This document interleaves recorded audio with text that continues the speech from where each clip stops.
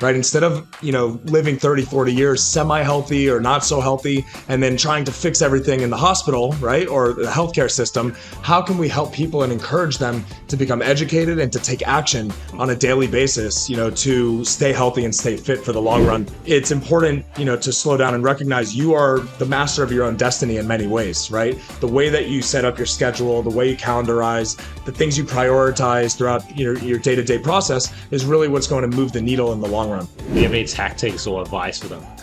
I do. I think the first one is finding some sort of breathwork practice, right? Most people go through the day and never even think once about their breathing, right? But we breathe nonstop. We're always breathing in and breathing out. But when do you actually slow down and focus on that breath, on your body being a body, right? Being a present physical system on earth, on the ground, right? And you hear the phrase down to earth, right? That has many connotations. The reality is, if we slow down and we sit with ourselves or in a group setting and we focus on breath work, whether it's Wim Hof method, whether it's fast breathing, whatever that looks like for you and what makes you feel good, it's important to slow down and have some sort of breathwork practice. 30 seconds a day is really all it takes. Yeah. Doing a slow meditation, setting your alarm, 30 seconds, 60 seconds, and eventually you might build yourself up to 10 to 15 minutes. And if you do that once or twice a day, you'll notice that you don't react as quickly to things that happen along your path. You actually slow down and you analyze and you reflect and then you respond accordingly. It's a misconception because yoga is the kind of thing where it's similar to walking, right? No one's good walker, right? Practicing yoga is really a way for you to slow down in your body and in your mind. And it's not how flexible you are or how stretchy you can be in a certain pose. It's how consistent you are to actually, clear your head and allow your body to, lengthen, for example, when you're so pent up typing all day or, playing sports. We have 60,000 thoughts every single day. Mm-hmm. That's incredible. 60,000, anywhere ranging from what you're going to eat to what does he or she think. Judging others. Yeah, to how do you judge others? Do they judge me? 60,000, right? I mean, that's just an incredible amount of thoughts. And most of them are recurring and negative too, right? Exactly. Yeah. What question do you want to ask the next guest? Yeah, I would say the next question, and I'm also curious if there was already a question for me from the last guest, but the question I would ask for the next guest is, what is your biggest obstacle for getting to where you want to be when you are in the last couple decades of your life? When you look back at your life and think, what kind of impact did you want to make? What is the biggest obstacle that you think you will have to overcome? It may not even exist today. It may not even be on the platter of options.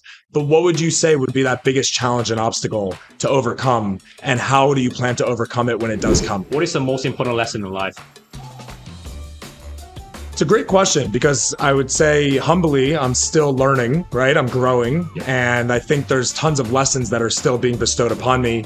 But as of today, I would say the biggest lesson is communication is so critical, right? Being able to communicate effectively, share your feelings, your thoughts, what's true and relevant for you, what is authentic is probably the most important thing you can do in life. So many people I've seen through the course of my life do not communicate their true desires, do not communicate what their true beliefs are, right? They bottle them. They want to make their parents happy. They want to, make their teachers happy, for example. They don't even know what their authentic self looks like. So I would say the biggest lesson is slow down, similar to the concepts we talked about within Brutal Buddha, to really get clear on what it is authentic to you and what is going to make you feel the best about your life when you get to the kind of the last quarter of life, so to speak, right? Over time. And really stop looking for that validation, like you said, whether it's from your parents, from your peers, or from the person you love.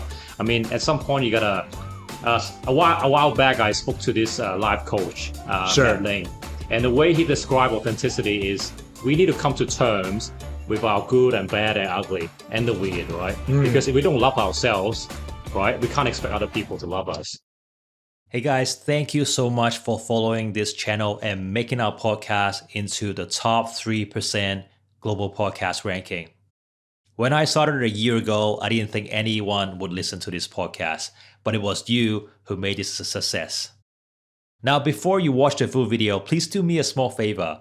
Please hit the subscribe button to help me understand a bit more about your experiences and how we can improve our content. In every video, I have a deep conversation with someone whom I've recently met. We talked about different topics, including mental health, mindset, entrepreneurship, career, and most importantly, their stories on how they transform themselves from the younger self. I hope these conversations are useful to you and can bring you new perspectives. Please enjoy. All right. Welcome back to the new episode on Transformative Purpose. This episode is all about our health and our mind. And thank you so much, South Lane, for sponsoring this beautiful venue so I can have a conversation with Evan today. Evan is the co-founder of Brutal Buddha. He and his best friend, Ro, is on a mission to help active men seeking balance live longer and healthier lives. They have built the world's most comfortable 3-in-1 active shorts for men. Welcome, Evan. Thank Love you. to chat to you about several topics: men's health, your active shorts. I know you patented your technology. Yep. And we'll be asking Evan to show us a few moves that are good for your body and for your mind. Should we get into it, Evan? Let's get into it. Thanks for having me here, Aaron. It's really exciting. Yeah, you've got an incredible journey. I saw that you were in finance before, right? Before you had this adventure. Tell us about your journey, mate. It's been an amazing journey. So I was lucky enough to try a few things leading up to Brutal Buddha. I was pre-med, so I worked in hospital systems and healthcare administration for a while. Then I transitioned to healthcare technology. And since then, I've basically been in sales, marketing, or people leadership through the course of my 20s. Since I turned 30, I've been working on Brutal Buddha and this initiative for preventative health and wellness, along with my co-founder, Ro. Yeah. So how did that idea come about? So it started off by going to the Canton Fair, exploring physical products that we could, essentially bring to market to help more and more people live a better life, right? So we always thought about how can we add value to people at mass, right? And one thing both of us were very passionate about and remain passionate about is this concept of preventative wellness, right? Instead of, living 30, 40 years semi-healthy or not so healthy and then trying to fix everything in the hospital, right? Or the healthcare system, how can we help people and encourage them to become educated and to take action on a daily basis, to stay healthy and stay fit for the long run. And that's why we focus on longevity. Yeah, because a lot of the stuff that we do are reactive, right? The medicine we take. Correct. Whether you go on diet, try to cut, 10 pounds, 20 pounds here and there. That's right. I feel like the actions, like you said, we take most of the time are reacting to the symptom of a bigger issue. Would you agree to that? Couldn't agree more. You hear it a lot on the Huberman Lab podcast, Dr. Peter Attia. You hear it from Tony Robbins with his new book that has come out about a year and a half ago called Life Force. Yeah. It's really obvious that the more educated we are about things that are coming up in the future, ways to enhance our lives, ways to live a better life on a day-to-day basis, it would be foolish to just look past those things and not really take them to heart. Mm-hmm. Can you tell us a few or clarify a few myths around preventive health? What are some of the lessons our followers can take away today? 100%. I think the thing people think over time is you can fix things quickly by maybe working out like crazy for 2 months, right? And burning the fat and getting in aesthetically good shape. Or you may go on a fad diet, right? Maybe, for some people it really works, right? You look at keto, you look at, the Atkins diet. These things may work for some people, but generally speaking, we focus on the concept of balance, right? Matching your hard work, your focus, your energy, your intensity, which is the brutal side of Brutal Buddha, with the Buddha side, which is more of the Zen mindfulness meditation. Finding that holistic balance, for men and women alike, but with our focus as, as a male apparel brand, we definitely feel that men, especially in times of distress, tend to lean one way or the other, right? Versus finding that middle ground. I think it's just in the nature, right? As men, we take on a lot of burden. We take on a lot of pressure. We don't necessarily have the right tools to grieve. There's stigmas in society about how you should express yourself, how to emote. And there's a difference in opinions, right? Everyone has a different opinion about how to go about life and how to express yourself. So, we believe that it's important to slow down and to see the big picture and to see the long-term horizon, right? And that's why longevity and preventative health is so important to us. Yeah. This is the yin and yang what you talk about on your website, right? Precisely. Yeah, having a bit of balance. What have you struggled with personally? I think it's pretty broad. So in the course of my entire life, I've always struggled with slowing down, right? I definitely like to push. I like, fast pace, high energy. I was a basketball player for many, many years. You That know, explains the height, eh? yeah, exactly. Or vice versa, right? The height explains the basketball. And I've always found that whether it's academics or pursuit of my career or, even enjoying life, traveling, I've been to over 60 countries, for example. Wow. It's always been something I've wanted to do is push, push, push.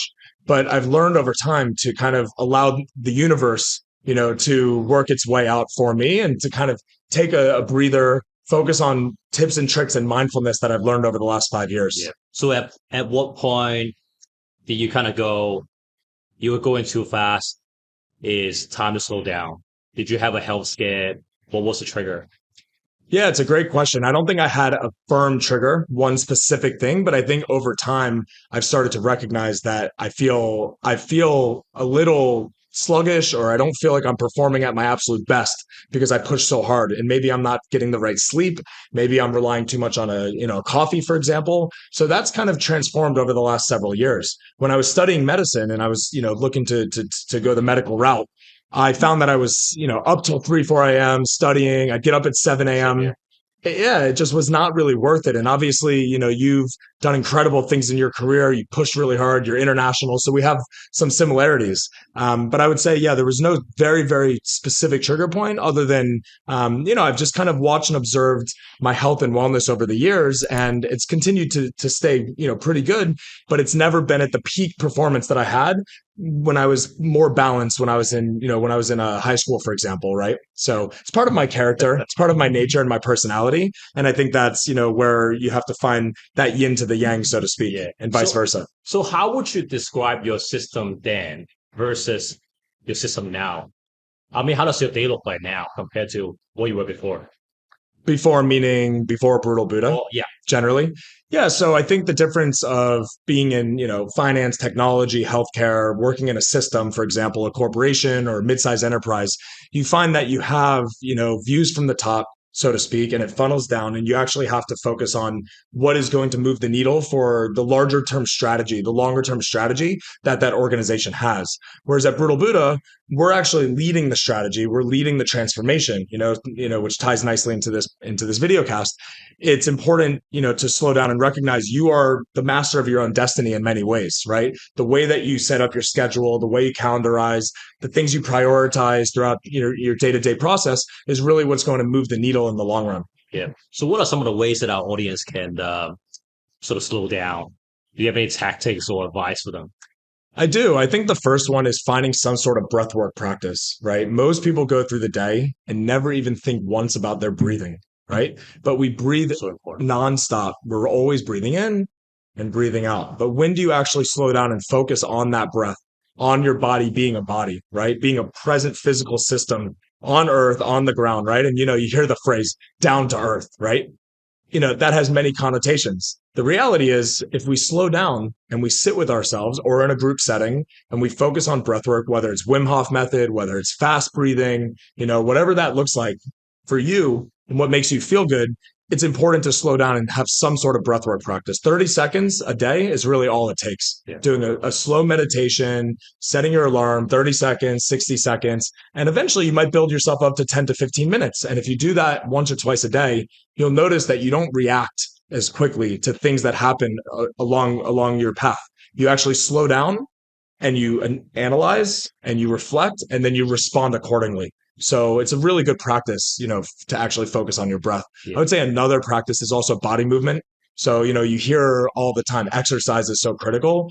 It doesn't have to be such strenuous exercise. I've found that even just walking and, this is such a great place for it, but really anywhere you are in the world, just going for a couple walks a day to get your body moving and to get away from the sedentary lifestyle of what most of us have, which is behind a laptop, business is done on mobile devices. Yep. We're always on technology, right? So taking a pause from technology, doing, whether it's a 12-hour, 24-hour, or, even sometimes a full 1 week retreat away from technology is actually really good for the brain. Yeah. We keep hearing do at least 10,000 steps Yeah. on a daily basis. Do we need to do 10,000 steps? Is there a magic number? What's your take on it?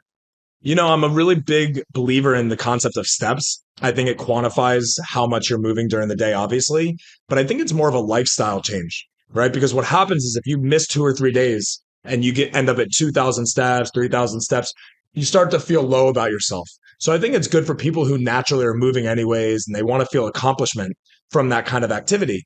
But the more important thing is to recognize your lifestyle. Maybe instead of saying the number of steps, say, I'm going to walk to the office, or I'm going to take a 15-minute walking break, or I'm going to take at least one call per day walking, whether the call's 5 minutes or an hour.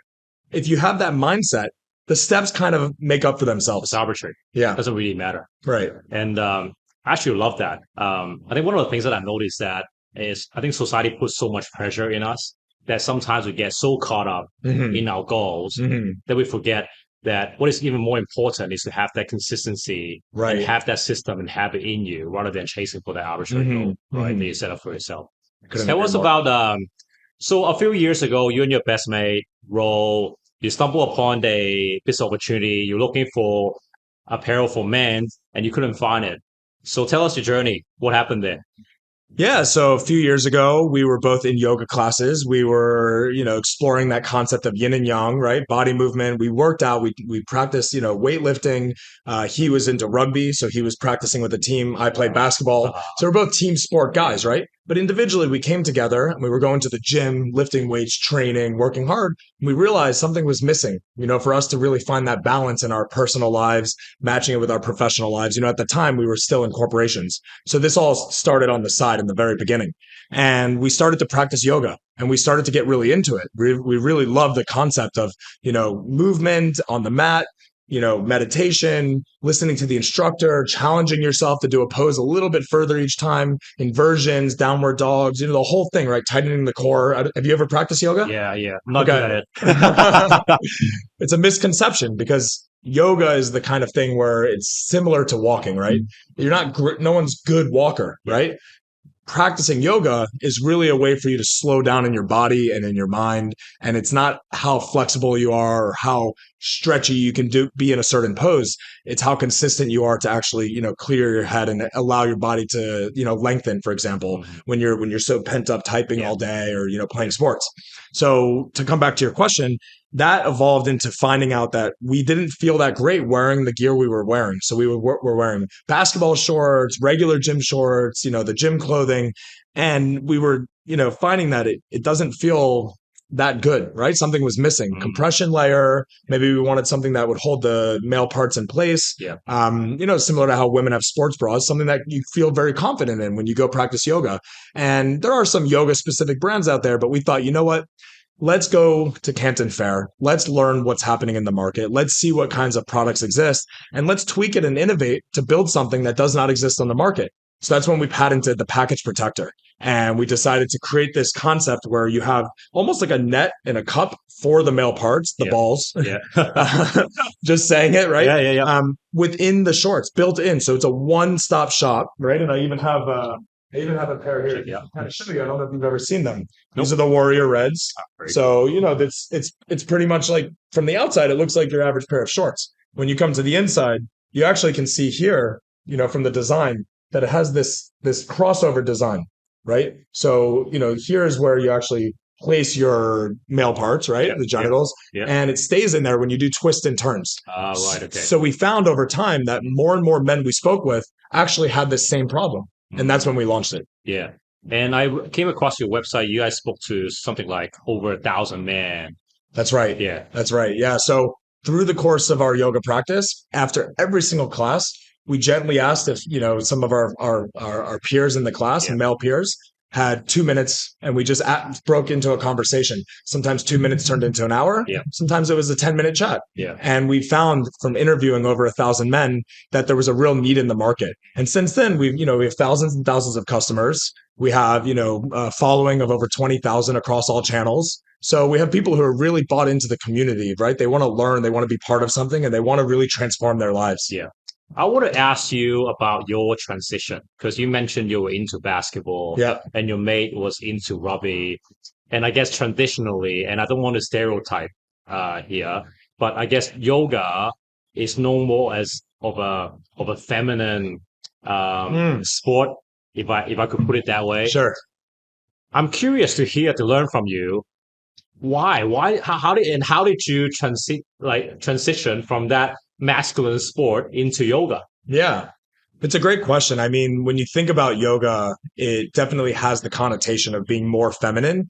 But if you look at the origins of yoga, it actually was male only, Mhm. right? So it started off as a very masculine, not sport necessarily, but a practice, right? And for us, we found that, in order to counterbalance the intensity of our work, our career, our relationships, the scene, even in a place like here, it was really important to us to counterbalance that with movement, slow movement, various asanas, various breathwork practices and techniques, and getting on the mat and building that consistent practice for elongating and stretching the body, feeling good. You always walk out feeling good Yeah, because it's also quiet, right? You're only listening to the instructor yeah, typically, or if you do a home practice, then you're listening to yourself. You have to, your own thoughts in your mind. So it's meditative in itself. yeah, And I think that is a really good thing for stress reduction. So for both of us, we found that, the intensity, the yang yeah, needed to be met with something that was a bit more yin. yeah, So we started getting into it. It was yeah. great. Where do your stress come from? You mentioned about stress. Yeah, I think stress can be both positive and negative. Obviously, there's distress and then there's eustress, right? So, when you have big accomplishments in life, it usually opens up new opportunities, which creates stress, right? So, for example, us starting the brand, it was stressful in the beginning, but in a positive way, right? We were transforming lives. We, got apparel out to thousands of customers. We interviewed them. They helped us to figure out our next range of clothing, right? Which is the shirts and the joggers and the hats. So, for us over the last two to 3 years, I would say stress is a combination of factors. One, physical fitness, right? Like feeling like, okay, maybe your sleep is not as good as it could be or should be, right? If you were, just kind of coasting. Also, family things that might come up where you need to, support family or you need to be there for other people. But generally, I think stress just comes from being in our own minds, right? We impose a lot of the stress that we have in our lives on ourselves. Yeah, And that's where breath work and mindfulness and meditation can really counteract those, deep thoughts. We have 60,000 thoughts yeah, every single day. hmm, That's incredible. yeah, 60,000, anywhere ranging from what you're going to eat yeah. to what does he or she think Judging to, others. yeah, to how do you judge others? Do they judge me? 60,000, right? I mean, that's just an incredible amount of thoughts that And go through most our of them are minds. recurring and negative too, right? Exactly. Yeah. So I don't do yoga, but I do try to incorporate some sort of meditation um, activities into my day to Mm, day. So, for example, I hike Monday and Friday. okay. So when I go up on a hike, like morning trail, I wake up at around 5:30 in the morning Wow. and do a short run up to the entrance, and no phone. And I'll try to force myself to just pay attention to my senses. Mm, So I'll pay attention to what I'm hearing, what I'm seeing, what I'm smelling, and then you start breaking a sweat, and you can also feel that too. mhm. So that's one way of me trying to um, get away from all the distractions and the noises. And you touch on technologies.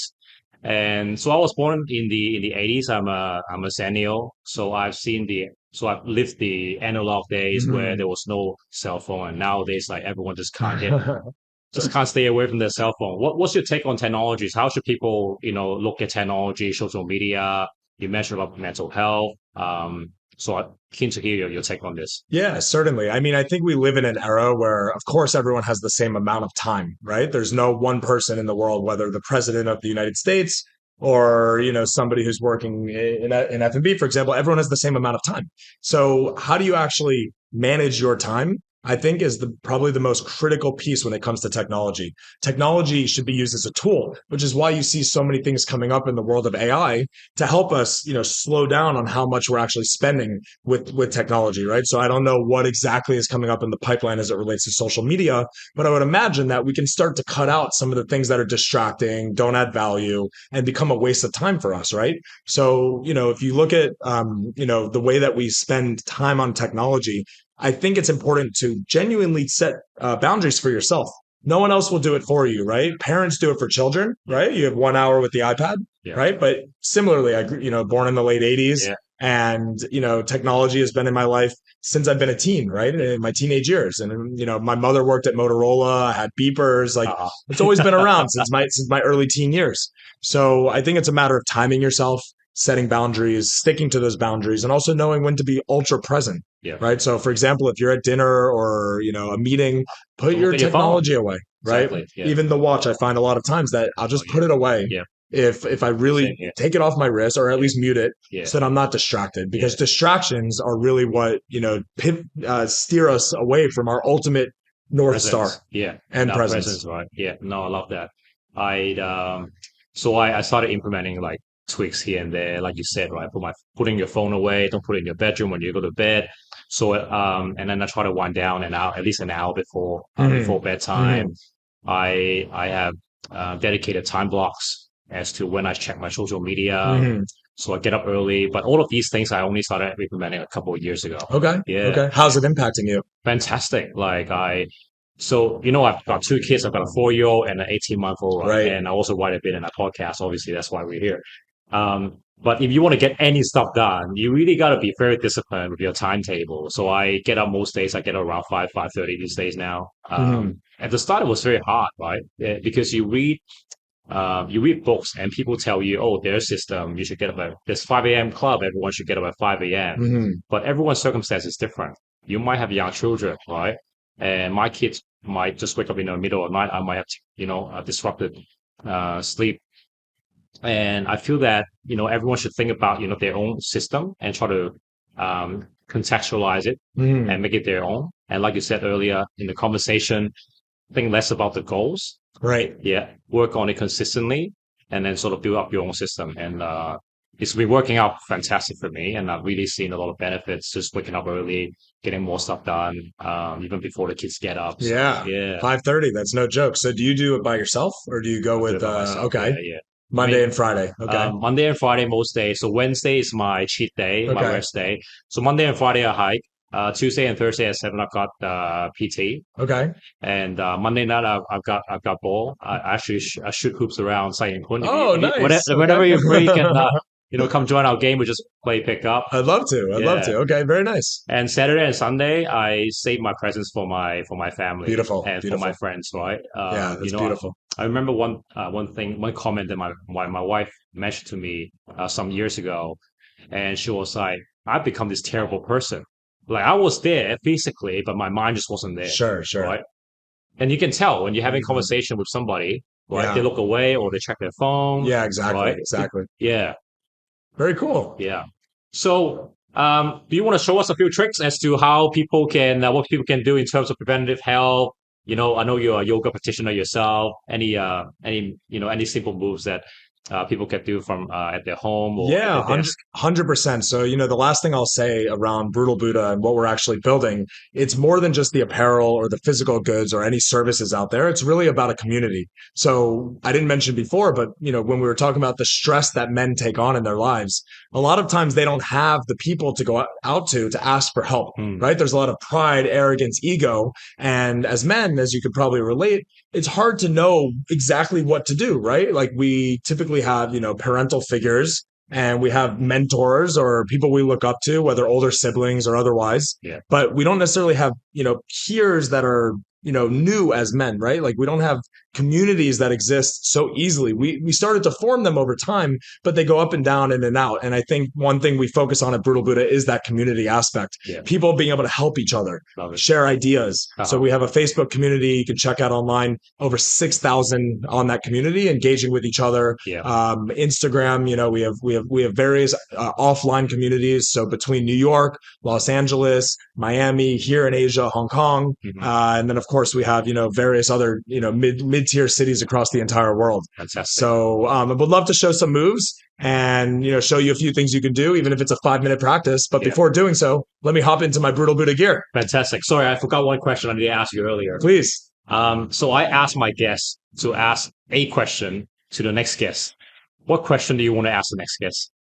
Yeah, I would say the next question, and I'm also curious if there was already a question for me from the last guest, but the question I would ask for the next guest is, what is your biggest obstacle for getting to where you want to be when you are in the last couple decades of your life? When you look back at your life and think, what kind of impact did you want to make? What is the biggest obstacle that you think you will have to overcome? It may not even exist today. It may not even be on the platter of options. But what would you say would be that biggest challenge and obstacle to overcome? And how do you plan to overcome it when it does come? Yeah, fantastic. I'll let the next guest. Because I think about this one a lot.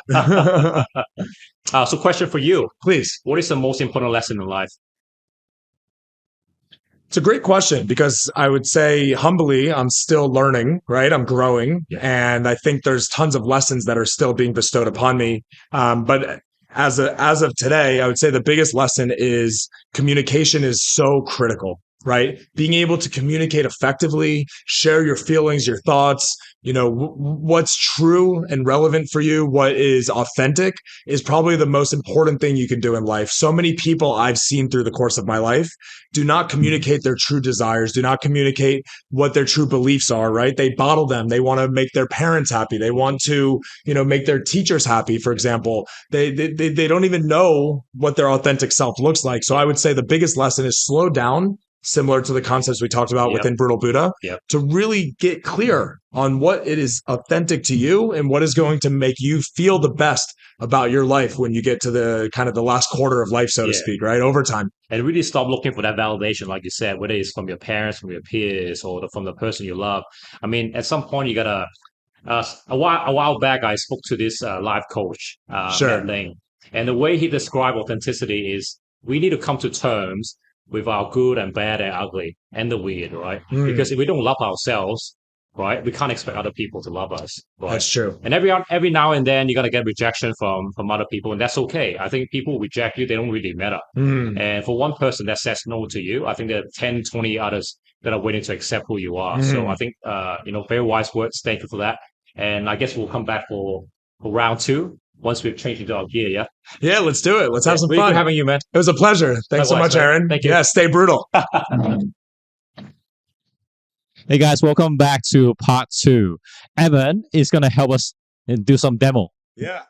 So I'm really happy to be here and excited to show you 5 minutes of different moves and stretches and yoga poses you can do, whether in the office, taking a quick break, or on the mat if you're actually running yourself through a full practice. So let's do this, Aaron. Cool. Looking forward to it. I'll be his assistant.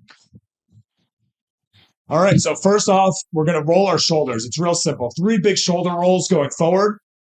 Big shoulder rolls. Breathe in through the nose and out through the mouth. And then backwards. And this should be fun. So you shake it out. You just want to move your body a little bit, right? Then we're going to cross our left arm all the way. Just twist, pull it over. Go the other side and twist, pull it over. You should feel that stretch really nicely in your shoulder and your back.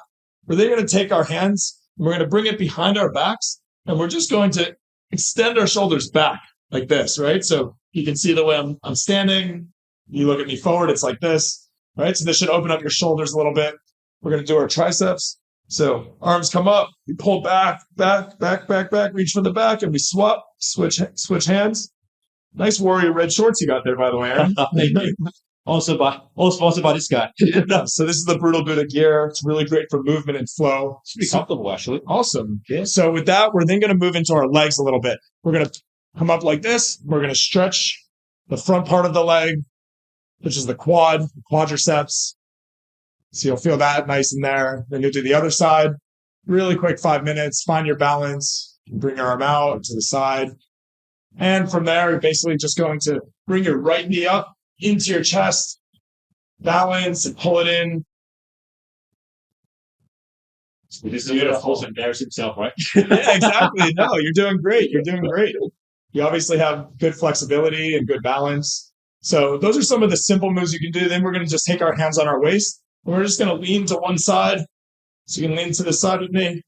Well done, Aaron. Well done. Let your neck drop. You might feel it crack a little bit. And we're going to come back to the other side. Nice. We'll take a few slow twists and turns.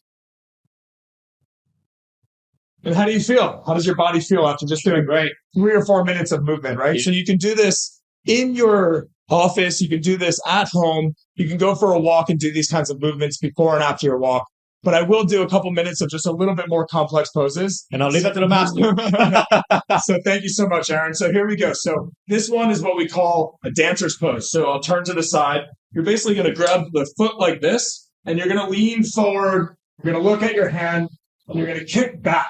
So you want to focus on balance and kick back, right? So that's one. I'll go to the other side, right? I think I'm a little bit better on this side. And same thing here. So you're going to grab the foot from the inside. You're going to kick back, stay on one foot. This is good balance. Arm comes up. And that's the dancer's pose. We'll now do what's called a tree pose. So this is one where you can really meditate really well. You put your foot on your leg, and you can either stand like this, or you can be in prayer pose, or you can even reach up to the sky. This is great for opening up the hip and also really focusing your mind on one point. So you want to look ahead at one point and stare at that point. Maybe try for 5 seconds. Once you master 5 seconds, you can try 10 or 15, right? So that's that. You can do the other side. And then another one, which may be harder for everyone to see, is really going to be a downward dog. So I won't demonstrate it fully, but basically you're going to reach forward with your hands, right? And your legs will be back. Just going to look down in between your legs, right? So that's more of a ground pose. I would say the next one is a standing pose, but you're now going to flex and actually stretch the outside hip. So you're going to sit down like this, and you're really stretching that outside hip. So you bring it into a figure 4, and you just sit back like you're in a chair position, chest up, and breathe. Make sure you're breathing, and then you'll do the other side. So these are just some of the poses you can try. I highly suggest you check out the Brutal Buddha YouTube channel. We have many, many videos that you can try, and feel free to reach out to us anytime. Welcome back, Aaron. So tell me, how did that seem to you? It feels great, man. Thank you so much. Thank you so much for the demo, Evan. Guys, check out the website. And this is really comfortable. I really like it. Yeah, you can Google us, Brutal Buddha Gear, or just Brutal Buddha, Buddha. And our Instagram is at brutal_Buddha. So come find us online, drop me a line. I'm Evan, co-founder of Brutal Buddha. And Aaron, thanks so much for having me today. No worries. Great to have you here, Evan. And Pleasure. again, also, thank you so much, South Lane, for the beautiful venue today. Stay brutal. Stay brutal. See you guys. Take care. See you on the mat.